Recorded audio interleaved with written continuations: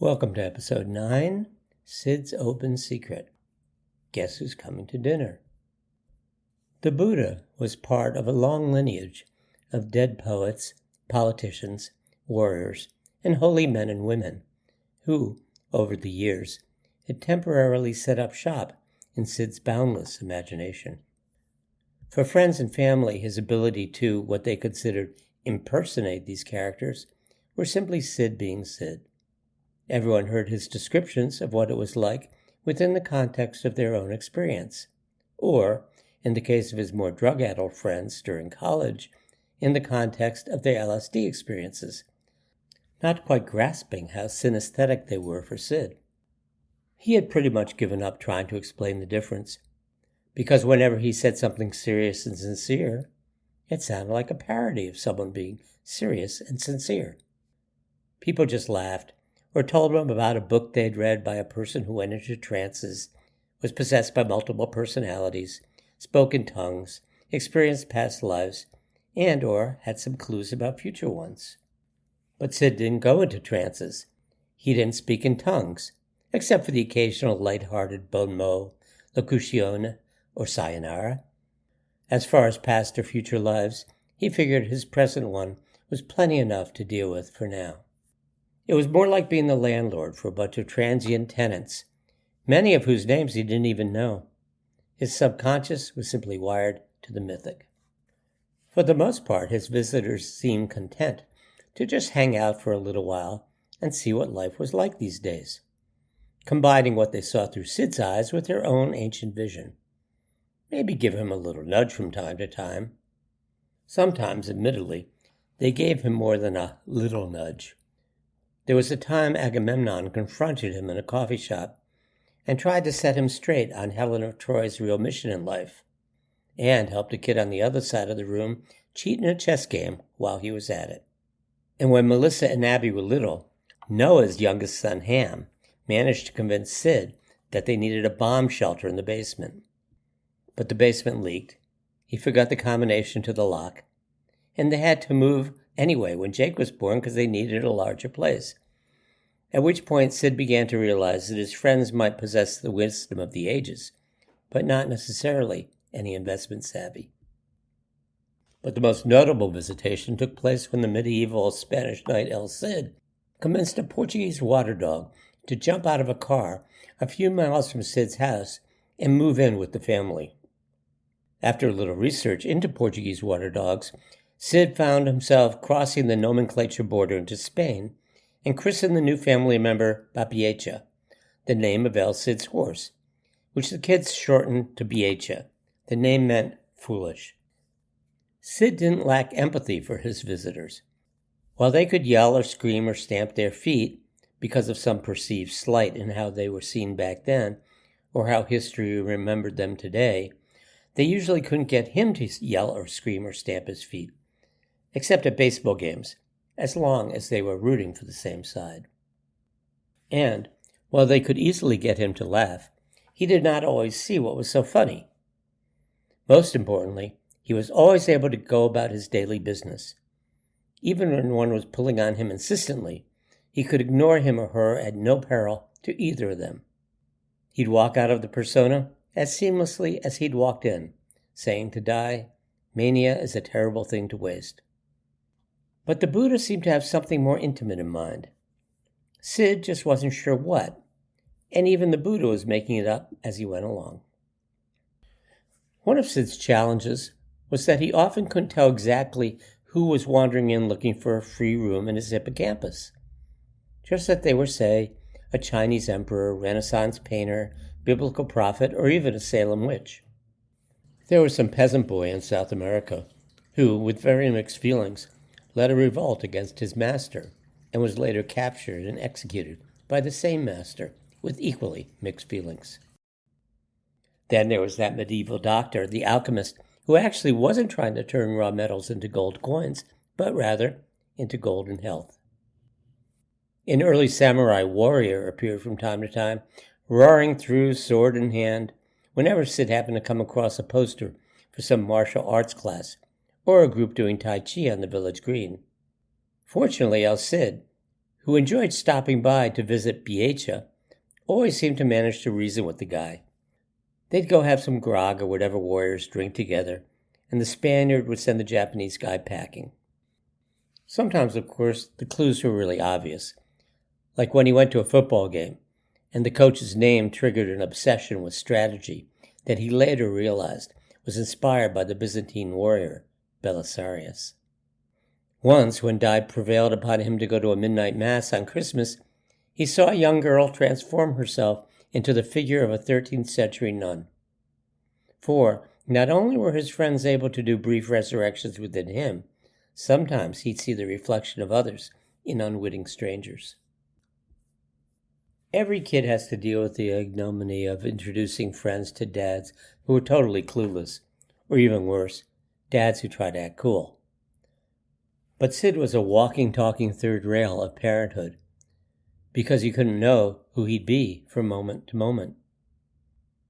Years later, when reflecting on the agonies and ecstasies of being raised by their father, the three of them agreed that the worst was the time Jake's beautiful blonde new girlfriend came over, and, with a little encouragement from Marilyn Monroe, who'd always loved the film, Sid began to recreate Eli Wallach's Guido, trying to console Clark Gable's Gay Langland in The Misfits. She's crazy. They're all crazy. You try not to believe it because you need them. She's crazy. You struggle, you build, you try, you turn yourself inside out for them, but it's never enough. So they put the spurs to you. I know. I got the marks. I know this racket. I just forgot what I knew for a while. At which point Sid only made it worse by turning to Jake's new girlfriend and saying, "How come you got some trust in your eyes like you were just born?" "You're funny, Mr. Sid," the girl said as Jake maneuvered her out of the door before his dad started getting up close and personal with any other Hollywood stars from the 50s. But that was nothing compared to when Sid and Abby walked into a Starbucks and, seeing all the people working on laptops or staring at their iPhones, he spouted, "Let my people go." Abby, who had been looking forward to a hot chocolate and scone, turned on her heels and walked out, acting like she had nothing to do with the loudmouth. Sid couldn't help it. For the next few days, he saw every human endeavor as a form of slavery. Workers enslaved to their jobs, disconsolate spouses unable to escape tortured marriages, and everyone chained to the latest technology. His eyes often turned into such piercing take-no-prisoners daggers that Dai, unflappable as ever, suggested he start wearing shades so as not to scare little children. At first he thought he might have been possessed by some kind of Moses coming down from the mountain thing, until a couple days later, when, dressed in a ragged hoodie, ripped jeans, and old sneakers, he had screamed at Jake during a Pee-wee football game, "If you're tired, keep going."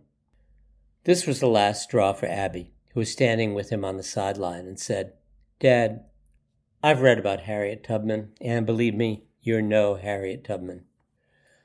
Sid learned early on that having children who actually paid attention in school, something he'd never considered doing, came in handy when he found himself speaking on behalf of people whose names he couldn't remember or never knew in the first place. At dinner, he'd quiz them by providing them whatever characteristics or snippets of stories he had intuited from the voices in his head, hoping they could identify them. One of the more memorable visitations happened at the dinner table in the early 80s. Abby and Melissa were still in their teens.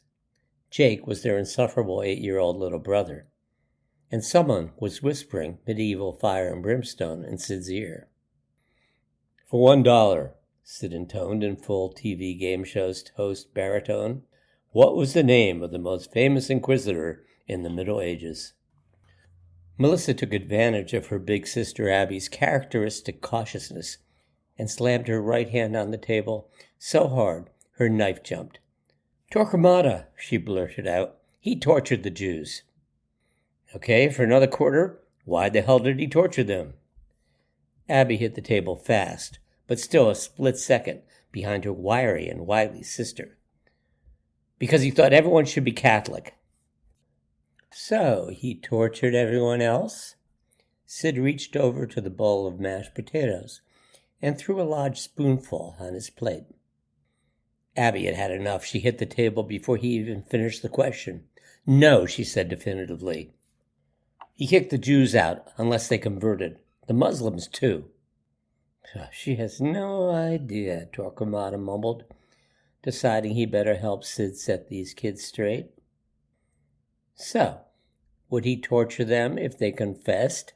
Sid cut off a big slab of butter and scraped it into a small hollow he'd made in the mashed potatoes. Abby slammed again. It was a tie, but he nodded to her since she had the louder slam. Dad, are these still 25-cent questions? I think the harder one should be worth $1. Haven't decided, he said, taking the gravy boat and pouring some into the hollow. He found himself oddly pleased by both his daughter's question and the somewhat sinister oiliness of the potatoes.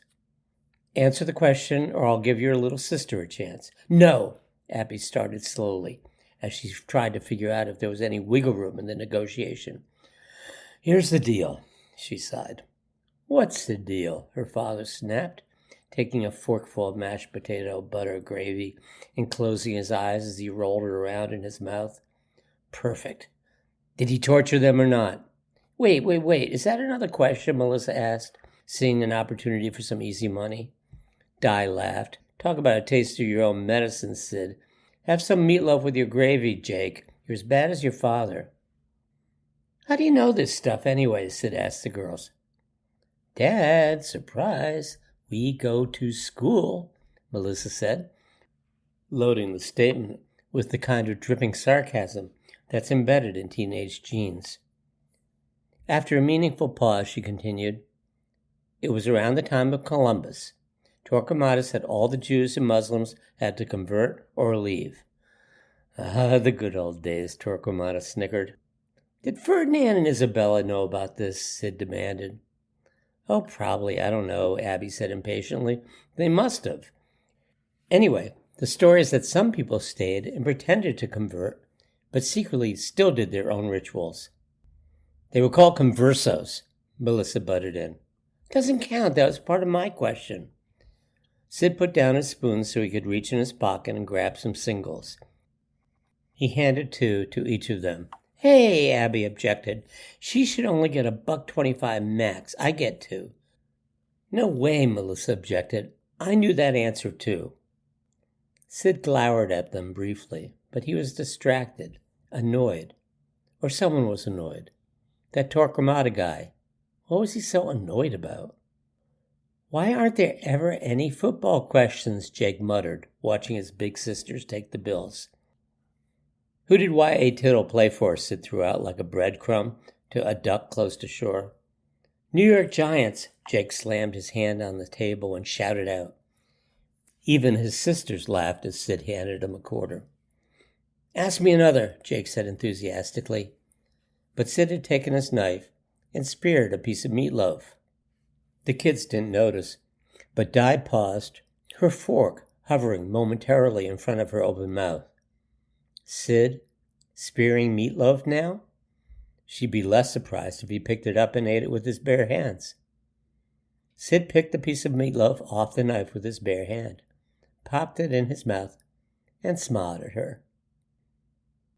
To be continued.